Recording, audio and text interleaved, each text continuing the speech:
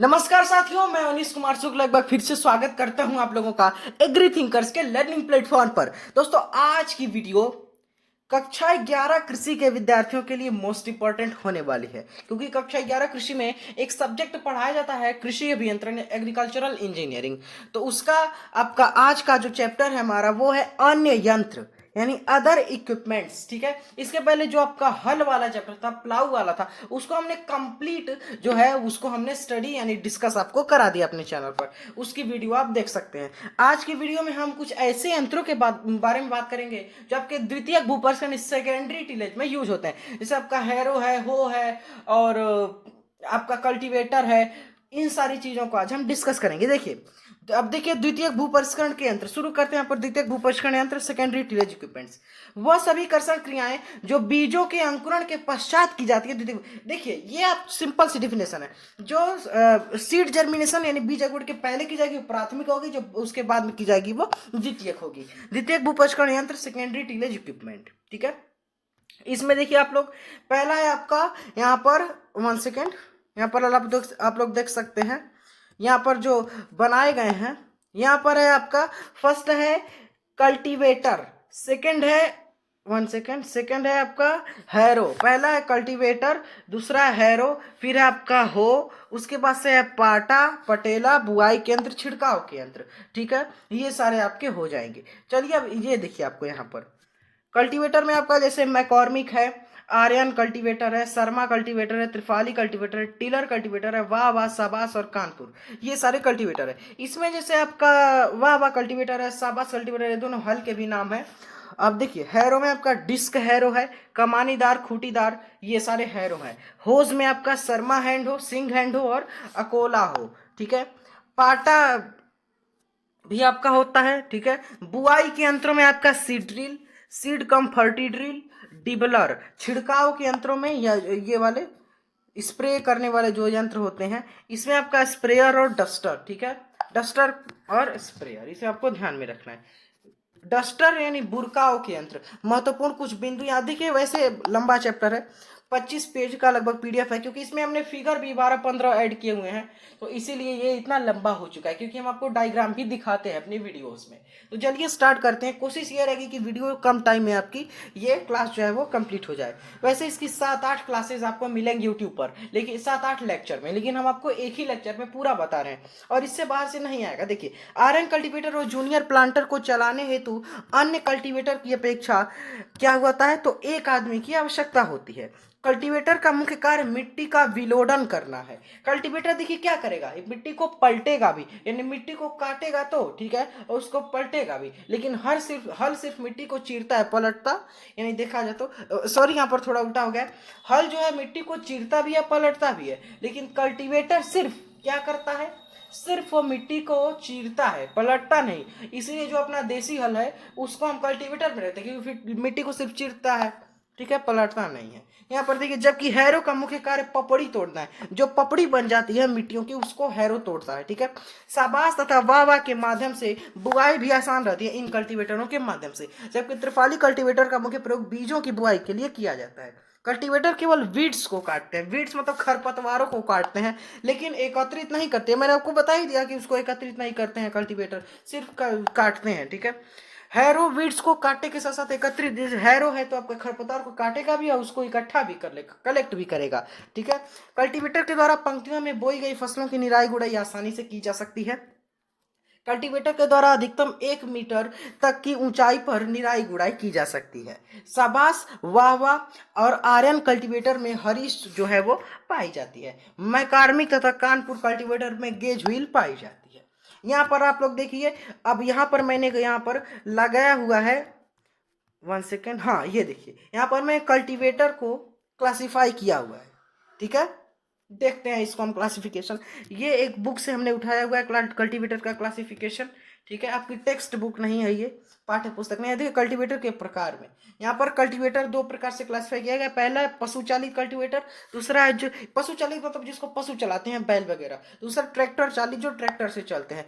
पशु चालित में देख लीजिए, तो इसमें आपका दो आता है, लंबी हरीस वाली और बिना हरीस वाले, ठीक है। ट्रैक्टर चालित में स्प्रिंग युक्त कल्टीवेटर और स्प्रिंग रहित कल्टीवेटर। इसमें से स्प्रिंग युक्त कल्टीवेटर जो है वो मेरे घर पर है, आप लोगों ने देखा भी होगा इसमें से। और लंबी, देखिए आप देखते हैं लंबी हरीस वाले कल्टीवेटर में वावा कल्टीवेटर, आर्यन कल्टीवेटर, केयर टूलबार कल्टीवेटर, शाबाश कल्टीवेटर और त्रिफाली कल्टीवेटर। बिना हरीस वाले में मैकार्मिक और कानपुर कल्टीवेटर, ठीक है। अब देखिए यहाँ पर हम स्टार्ट करते हैं, कुछ हो के बारे में कुछ चीजें देख लीजिए। तो अकोला हो जो है उसका प्रयोग हल्की निराई गुड़ाई करने के लिए किया जाता है। कमानीदार हैरों का मुख्य बागों में, इनके मुख्यतः इसका जो प्रयोग है वो बागों में किया जाता है। क्या करने के लिए, तो कंकरीली, कंकड़ वाली जिसको बोलते हैं, तथा पथरीली भूमियों में इसका प्रयोग किया जाता है। तो ये आपको आपको ये 100% जो है, मुझे लग रहा है कि आपके एग्जाम में आएगा, क्योंकि ये काफी बार पूछा जा चुका है कि बाघ का हैरो किसे कहते हैं। क्या बाघ का हैरो किसे कहते हैं, बाघ में कौन सा हैरो प्रयोग होता है, तो आपका कमानीदार हैरो, ठीक है। देखिए अब फिगर भी हम आपको दिखाएंगे। अब स्टार्ट करते हैं मैकॉर्मिक कल्टीवेटर से। मैकॉर्मिक कल्टीवेटर देखिए, इसका ये मोस्ट इंपॉर्टेंट, जिसमें मैंने ट्रिक किया है आप जान जाएंगे, वो मोस्ट इंपॉर्टेंट लाइन है। इसे यहाँ पर ट्रिक किया हुआ है मैंने, देखिए। इसमें खुरपे, जिसको फाल बोलते हैं इंग्लिश में, खुरपों की संख्या जो है वो 5 से 9 तक, सॉवेल यानी खुरपे, उनकी संख्या सावेल की 5 से 9 तक होती है। दूसरी लाइन, इसके खुरपे जो है वो ढलवा इस्पात के बने होते हैं। सामान्यतः इसका ढांचा भी ढलवा इस्पात का बना होता है। इसमें बने खुरपे दोहरी नोक वाले, जिसको डबल पॉइंटेड सॉवेल वो होते हैं। किसमें, ये इंपॉर्टेंट लाइन है, ये दोनों, ये और ये, ठीक है। इसमें 5 से 9 तक खुरपे होते हैं और डबल पॉइंटेड होते हैं, यानी दोनों और पॉइंट उसके होते हैं, ठीक है। अब देखिए इस कल्टीवेटर के द्वारा 7.5 सेंटीमीटर तक गहरी जुताई की जा सकती है, 7.5 तक। अब देखिए ये इंपॉर्टेंट लाइन है, इसमें लीवर पाया जाता है, मोस्ट इंपॉर्टेंट लाइन है, जिसके द्वारा खुरपे के माध्यम से दूरी को जो है वो नियंत्रित किया जाता है, ठीक है। कम या ज्यादा करते हैं। गेज व्हील, ये भी इंपॉर्टेंट लाइन है, इसमें गेज व्हील पाई जाती है, जिसका काम, जिसको हिंदी में बोलते हैं गहराई नियामक पहिया, वो गहराई को नियमित यानी वो करती है, गहराई को नियंत्रित करती है। खुरपों के माध्यम से दूरी जो है वो प्राय 7.5 सेंटीमीटर की होती है।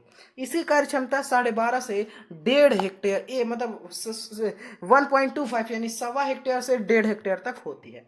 ये आप यहाँ पर डायग्राम देख लीजिए मैकार्मिक कल्टीवेटर का।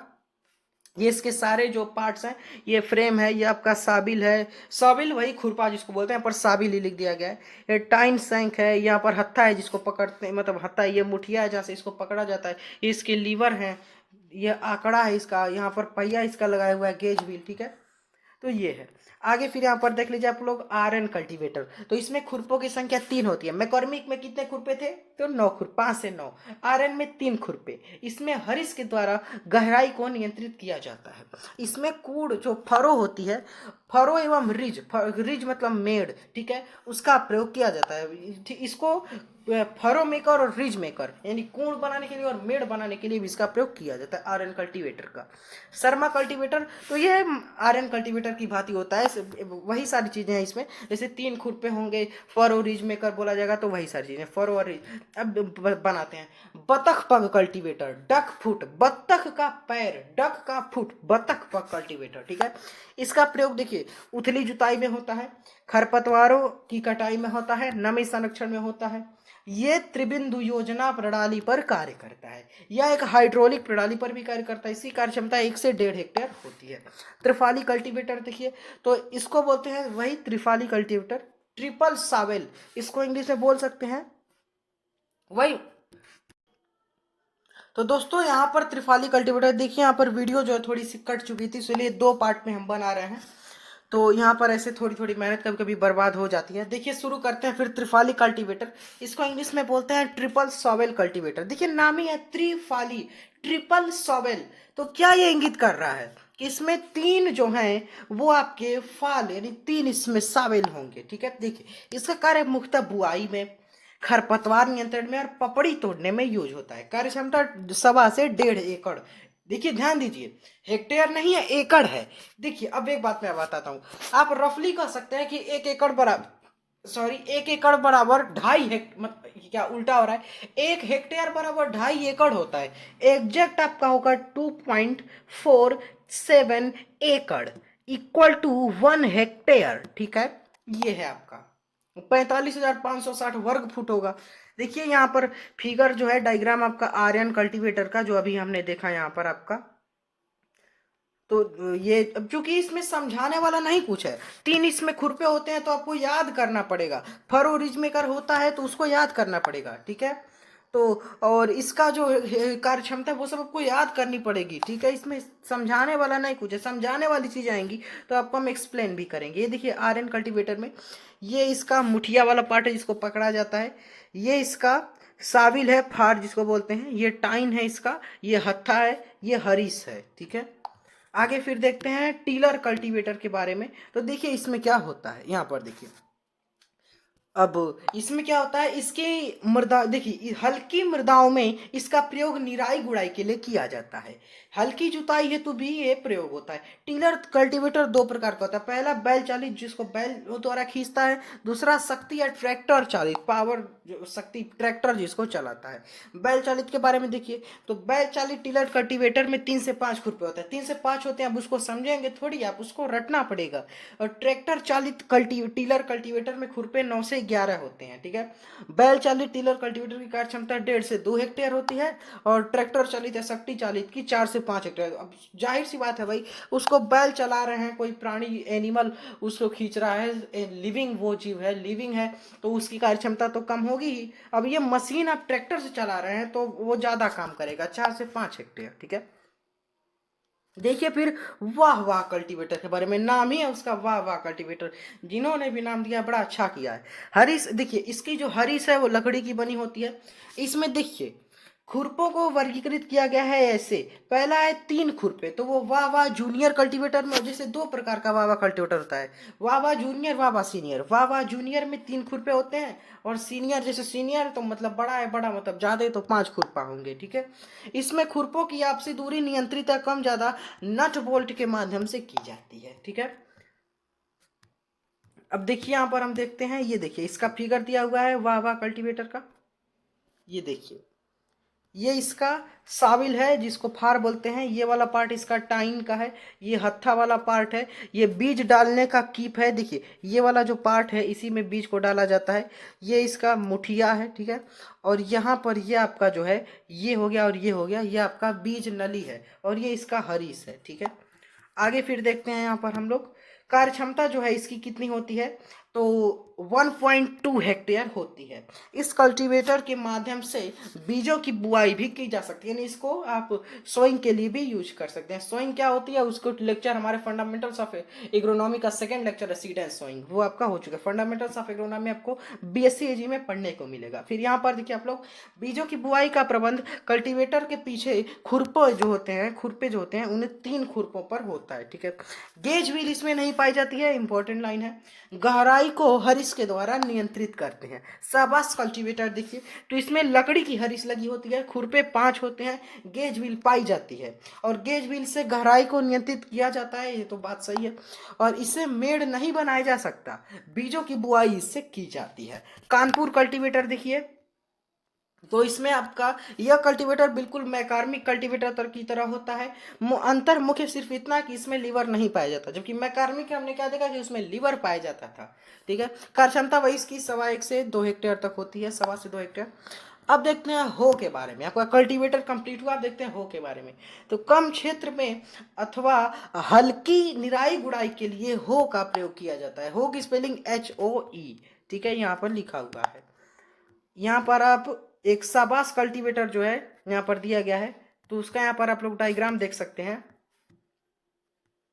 ये वाला डायग्राम है। यहाँ पर देखिए इसका ये फ्रेम है, फ्रेम तो पूरा ही है, ये इसका टाइन वाला पार्ट है, ये साविल है इसका यानी फाल है, ये बीज की नली है, और बीज डालने का कीप जो है ये वाला पार्ट है इसका, ठीक है। ये इसका मुठिया है जिसे पकड़ा जाता है, ये इसका हत्था है ये पार्ट, और ये वाला पार्ट इसका हरीस है, ठीक है। तो ये आपको ध्यान में रखेंगे। कानपुर कल्टीवेटर देख लीजिए, तो इसमें ये देखिए ये इसका मुठिया वाला पार्ट है, 1 सेकेंड, ये जो पूरा पार्ट है इसका मुठिया वाला पार्ट है, ये इसका हत्था है, और ये इसका सैंक है, ये साविल है जो फार है इसका, और ये इसका फ्रेम है, ये वाला पार्ट इसका, ये वाला, और ये इसका कुंदा है, ठीक है। और ये इसका पहिया है, गहराई नियामक पहिया जो गेज व्हील होता है। अब देखिए हो के बारे में, पहले यहाँ पर हम हो का आपको जो हमने क्लासिफिकेशन किया है वो हम देंगे। ये देखिए, तो दो प्रकार से हमने टाइप्स ऑफ हो जो है इसको क्लासिफाई किया है, बैल चालित, दूसरा ट्रैक्टर चालित। बैल चालित में आपको पहिए वाली हो, इसमें आपका आ जाता है सिंग हैंड हो, शर्मा हैंड हो, नैनी टाइप हो, ठीक है। ट्रैक्टर चालित, ठीक है। अब बिना देखिए, पहले क्या आएगा, बैल चालित, ट्रैक्टर चालित, फिर बैल चालित में पहिए वाली, बिना पहिए वाली। पहिए वाली में सिंग हैंड हो, शर्मा हैंड हो, नैनी टाइप हो। बिना पहिए वाली में कुदाल, फावड़ा और खुरची। देखिए, कुदाल में आप पहिया लगा देखे हैं कभी? फावड़ा में होता है, खुरपी पे होता है, इसमें पहिया थोड़ी होता है, तभी इसको रखा गया है बिना पहिए वाली हो, ठीक है।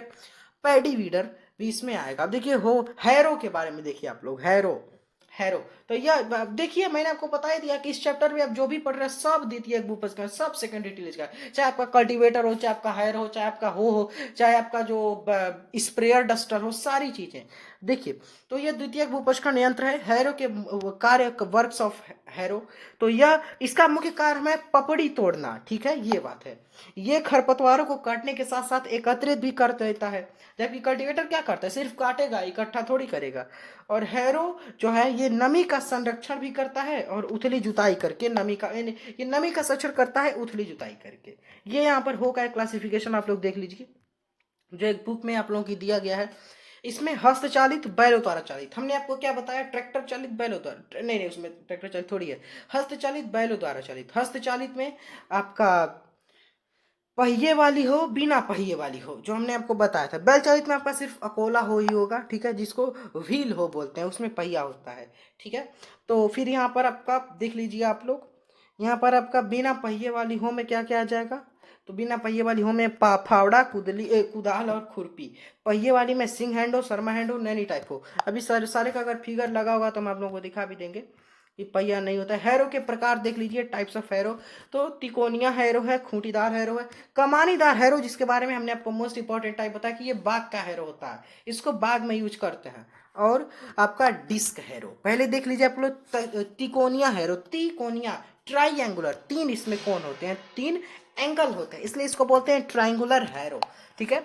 इस हैरो के निर्माण के लिए तीन प्रकार की लकड़ियों का समायोजन किया जाता है, ठीक है, ताकि यह एक त्रिभुजाकार आकृति का, जिसे एक त्रिभुजाकार यानी एक ऐसे देखिए, त्रिभुज में कैसे बन, ये देखिए उस ऐसी आकृति का ये रूप ले लेता है, त्रिभुजाकार हो जाता है, ठीक है। ये इसका है, तभी तो इसका नाम है तिकोनिया, ट्राइंगुलर, ठीक है। देख लीजिए, इस कारण इसका नाम तिकोनिया हैरो है, लिखा भी गया है यहाँ पर, आप लोग देख सकते हैं।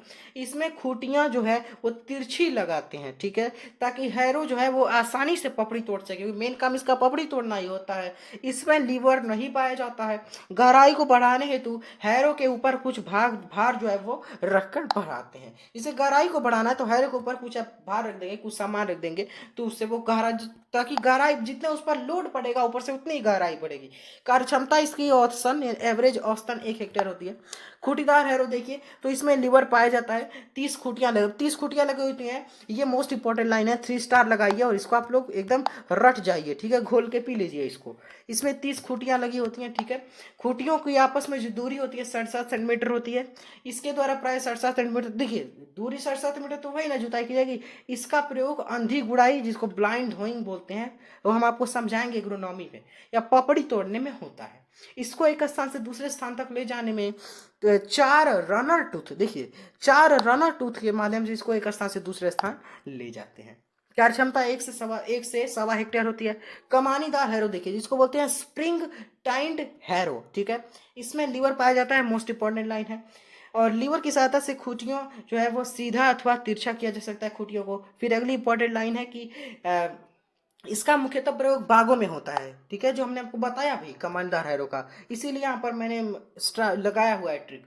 कंकरीली या पथरीली मृदाओं में किया जाता है इसका प्रयोग। कार्य क्षमता वही 1 से 1.25 हेक्टेयर। डिस्क हैरो देखिए, तो यह वर्तमान में प्रचलित हैरो का प्रकार है। अभी फिगर होगा तो हम आपको दिखा देंगे, आप लोगों ने देखा भी होगा अपने आसपास। मुख्यतः यह एक द्वितीयक भूपष्कण, अब वो लाइन कोई लिखने की लाइन नहीं है कि द्वितीयक भूपष्कण यंत्र है, इसमें आप जो भी पढ़ रहे हैं सब द्वितीयक है, ठीक है, परंतु इसको प्राथमिक भूपष्करण यंत्र के रूप में भी यूज करते हैं। ये इसका लाइन है इंपॉर्टेंट। देखिए बीज, अब देखिए बुआई, बीज की बुआई यानी जिसको बोलते हैं सोइंग ऑफ सीड। तो ये देखिए किस किस विधियों से की जाती है।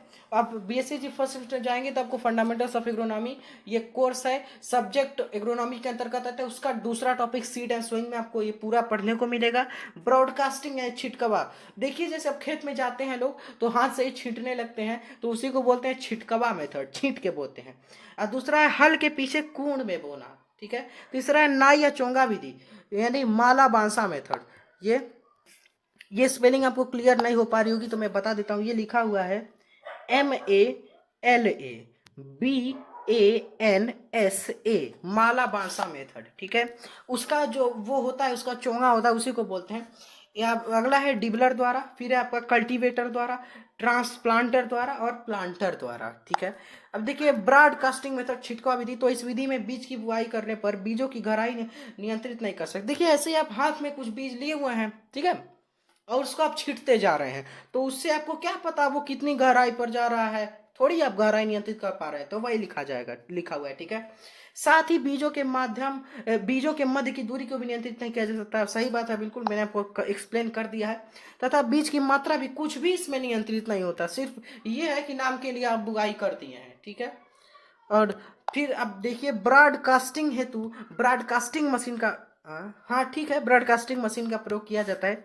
इसके द्वारा बीज की मात्रा नियंत्रित की जा सकती है। अगर ब्रॉडकास्टिंग में मशीन आप यूज करते हैं तो अब देखिए आपकी बीज की मात्रा नियंत्रित हो गई, लेकिन आपका वो जो है गहराई वगैरह नियंत्रित नहीं होगी, ठीक है।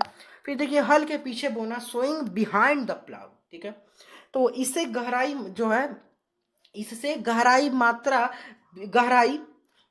बीज की मात्रा तथा बीज से बीज की दूरी, इससे भी नहीं नियंत्रित होती है, ठीक है। हल के पीछे आप देखिए, जैसे हल जो है वो आपका काम अपना काम करता जा रहा है, पीछे आप बीज बोते जा रहे हैं, तो उससे थोड़ी नियंत्रित होगा, कुछ भी नियंत्रित नहीं होगा। फिर है चोंगा द्वारा बुआई, सोइंग बाई माला बांसा, माला बांसा को बोलते हैं चोंगा। गहराई नियंत्रित होती है, ठीक है, और मात्रा व दूरी अनियंत्रित। अब देखिए इसमें एक काम आपका हो गया कि गहराई नियंत्रित हो गई, लेकिन यहाँ पर भी आपका मात्रा और दूरी नियंत्रित नहीं हो रही है, ठीक है। अधिक सिंचित तथा उपयुक्त नमी वाले क्षेत्रों में उपयोगी है, अत्यधिक नमी तथा शुष्कवर्ती क्षेत्र में अनुपयोगी है, ठीक है। डिबलर द्वारा देखिए तो कम क्षेत्रफल है तो इसका यूज कर लेते हैं। अब R×P का मतलब है रो इंटू प्लांट, ठीक है, मतलब पंक्ति से पंक्ति गुणे पौध से पौध, तो आपका 20×10 सेंटीमीटर होता है। इसमें बीज की मात्रा अपेक्षाकृत कम होती है, ठीक है, और बीज की गहराई नियंत्रित होती है, दूरी नियंत्रित, इसमें सब कुछ नियंत्रित आपका हो गया डिबलर में, ठीक है। 10 से 12 व्यक्ति एक दिन में मिलकर 0.4 हेक्टेयर इसे बुआई कर सकते हैं। 27 खूंटियां इसमें लगी होती हैं। थोड़ा जल्दी वीडियो को करना पड़ेगा क्योंकि बहुत जल्दी बहुत ऊपर यानी बड़ा हो जाएगा। बाई कल्टीवेटर के द्वारा तो त्रिफाली वावा तथा साबास कल्टीवेटर के माध्यम से बुआई भी की जा सकती है। सीड्रिल बाई सीड्रिल मशीन एक होती है उसके द्वारा, तो इसके द्वारा बीज की गहराई तथा मात्रा को नियंत्रित किया जा सकता है, लेकिन इससे भी दूरी नियंत्रित नहीं होती है। सीड कैलिब्रेशन, बीज परीक्षण इसको हिंदी में बोल सकते हैं, वैसे सीड कैलिब्रेशन ही आप याद करेंगे। सीड ड्रिल का परीक्षण करके बीज की मात्रा को ज्ञात करना, उसी को बोलते हैं सीड कैलिब्रेशन, ठीक है। बी ये देखिए, अब यहाँ पर देख लीजिए, आपको सीड ड्रिल का एक यहाँ पर दिखाया गया है आपको जो ड्राइंग है, यह देखिए ये आपका है खूंटी है, ठीक है, ये वाला पार्ट, इसका कूंड काटने वाला ये भाग है जो आपका कूंड काटेगा, ठीक है। ये आपका बीज रखने वाला है, ठीक है। यहाँ पे प्रबंधों का ये इसका बक्सा है, ठीक है। ये इसका क्लच वाला पार्ट है, ये वाला पूरा जो है, और ये इसका फ्रेम है, ये वाला पार्ट, तो ये आप देख सकते हैं। फिर यहाँ पर देखिए सीड ड्रेसर के बारे में, तो बीजों को बुआई के पूर्व उपचारित रसायनों से उपचारित करके यानी बोना चाहिए बीज को, ठीक है। फसल कटाई के यंत्र, machine of harvesting of crops, तो इसमें हंसिया या दराती, अपने घर में अभी आप लोगों के यूज होता होगा हंसिया या दराती, ठीक है। अब देखिए जैसे हंसिया मतलब वो जो उसमें जो उसका वो वाला पार्ट होता है जहाँ से उसको काटा जाता है क्रॉप्स को, तो वो वाला पार्ट सपाट एकदम होता है, तो वो हंसिया कहते हैं। दराती मतलब उसमें छोटे छोटे दाने निकले, मतलब दांत उसके जो होते हैं, ठीक है। यह दो प्रकार की होती है, सपाट और दांतीदार, तो वही जो मैंने बताया वही लिखा हुआ है। 1 हेक्टेयर की कटाई के लिए 20 से 25 मजदूर लगते हैं, और इसका ब्लेड जो है वो कार्बन स्टील का, कार्बन इस्पात का बना होता है। मोअर देखिए, तो इसका प्रयोग चारा या घास वाली फसलों को काटने में होता है। रिपर आप लोगों को पता भी होगा, अभी आजकल रिपर बहुत प्रचलित है, ठीक है। अनाज वाली फसलों को जैसे अभी गेहूं वगैरह की कटाई हो रही थी अभी, ठीक है, कुछ टाइम पहले, वैसे अभी तो जो है आपकी खरीफ सोइंग का आपको टाइम आ गया, लेकिन जब गेहूं की कटाई हो रही थी तो वही अप्रैल का, मार्च अप्रैल का टाइम था, फरवरी मार्च का। तो वहां पर आपका रीपर जो है वो काफ़ी अभी अब चर्चा में है, ठीक है। उसको आप लोग ध्यान में देखें। थ्रेसिंग देखिए, तो थ्रेसिंग की विधियां, थ्रेसिंग मतलब मारना, मड़ाई करना, ठीक है। जो उसको अभी देखिए हाथों से पीट कर सकते हैं, मतलब दाने को अलग करना भूसे से, ठीक है। बैलों द्वारा कर सकते हैं, आलपैड थ्रेसर द्वारा कर सकते हैं, जापानी पैडी थ्रेसर द्वारा कर सकते हैं, थ्रेसिंग मशीन द्वारा कर सकते हैं, ठीक है। आलपैड जैसे आपके पुराने अगर आप देखेंगे तो पहले आप लोग देखा भी होगा कि जो थ्रेसर है वो आप लोगों ने देखा होगा, आलपैड थ्रेसर या थ्रेसिंग मशीन पहले के टाइम पे बहुत देखने को मिला करता था, ठीक है। आलपैड थ्रेसर तो बैल चालित थ्रेसर, जैसे मेरे यहाँ थ्रेसिंग मशीन थी जो ट्रैक्टर से चलती थी, वो अभी भी है लेकिन उसका यूज नहीं होता है, तो वो है, ठीक है। यह बैल चालित होता है आलपैड थ्रेसर। इसका मुख्य रूप से रबी फसलों में यूज होता है। रबी फसलें आपकी अक्टूबर नवंबर वाली सोइंग वाली, और जिसकी फरवरी मार्च में उसको कटाई करते हैं, जैसे आपका गेहूं, चना, जौ, जई, मटर, मसूर, लूसन, लाई, सरसों, आलू, बरसों, ये सारी चीजें। ये आपको बीएससी सेकेंड ईयर के फोर्थ सेमेस्टर में आपको कोर्स मिलेगा, फंडामेंट क्रॉप प्रोडक्शन टेक्नोलॉजी रबी क्रॉप्स, उसमें आप लोग पढ़ेंगे सारी रबी फसलों के बारे में, ठीक है। देखिए इसका मुख्य रूप से रबी फसल में प्रयोग होता है, और इसमें कुल 20 धुर्रे लगे होते हैं। धुर्रे निम्न प्रकार के 7 धुर्रे आगे लगे होते हैं, 6 धुर्रे पीछे होते हैं। 6 धुर्रे देखिए, 6 धुर्रे मध्य में और 7 धुर्रे पीछे, तो 7 7 14, 14 6 20, ठीक है। इस प्रकार इनका क्रम 7 गुणे 6 गुणे 7 होता है। कार्य क्षमता औसतन 2.5 कुंटल या 5 कुंटल, 2.5 कुंटल दाना व 5 कुंटल। देखिए दाना जो है वो भूसे का बिल्कुल जो है आधा होता है, और भूसा दाने का डबल होता है, ठीक है। जैसे कि आपका गेहूं का खेत है, सिर्फ मानने के लिए बोल रहा हूं, अगर आप 20 कुंटल आपका दाना मिला तो 40 कुंटल भूसा होगा, ठीक है। ये कहा जाता है जापानी पैडी थ्रेसर। तो यह मुख्य रूप से धान की मड़ाई के लिए यूज होता है, धान की थ्रेसिंग के लिए प्रयोग किया जाता है। यह जापान द्वारा निर्मित यंत्र है। इसको चलाने के लिए 3 आदमी चाहिए होते हैं। कार्य क्षमता 2 कुंटल पर दिन दाना होता है, ठीक है। पावर थ्रेसर तो मड़ाई ड्रम की गति 5 550 से 800 आरपीएम। आरपीएम का मतलब है राउंड पर मिनट, 1 मिनट में वो 550 से 8 बार घूम रहा है, ठीक है। और स्ट्रोक रैंक की गति 200 से 250 आरपीएम हो रही है, ठीक है। इस अब देखिए ओसाई, होशंगाबाद, आपको होशंगाबाद विनोवर एक आपको पढ़ने को मिलेगा। ओसाई के अंदर देखिए यहाँ पर लिखा हुआ है होशंगाबाद विनोवर, ठीक है। इसको चलाने के लिए 3 जन चाहिए, 3 आदमी चाहिए, ठीक है। कार्य क्षमता 40 कुंटल, मड़े हुए लौक से 20 कुंटल साफ दाना निकलता है।